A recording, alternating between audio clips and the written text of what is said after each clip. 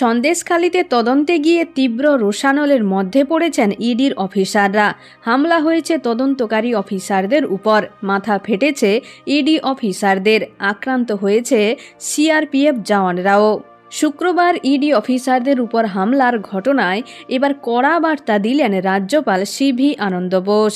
স্পষ্টভাবে জানিয়ে দিয়েছেন, হিংসা বন্ধ করা সরকারের দায়িত্ব। সরকার দায়িত্ব পালনে ব্যর্থ হলে সংবিধান মোতাবেক ব্যবস্থা নেওয়া হবে। সন্দেশখালিতে এদিন সকালে যে অনভিপ্রেত ও নজিরবিহীন হামলা হয়েছে ইডির উপর, তা ভয়াবহ ও উদ্বেগজনক বলেই মনে করছেন রাজ্যপাল।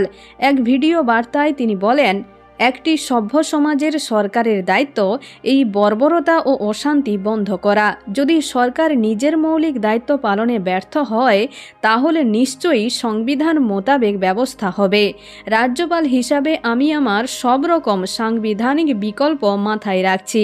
সঠিক সময়ে সঠিক ব্যবস্থা নেওয়া হবে।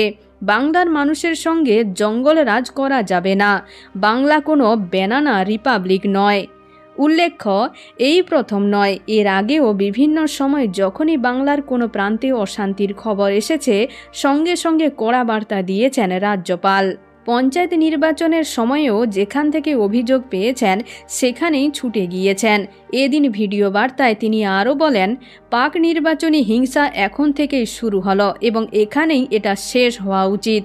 সমাজে অশান্তি হলে তার দায় সরকারের উচিত চোখ খুলে দেখা।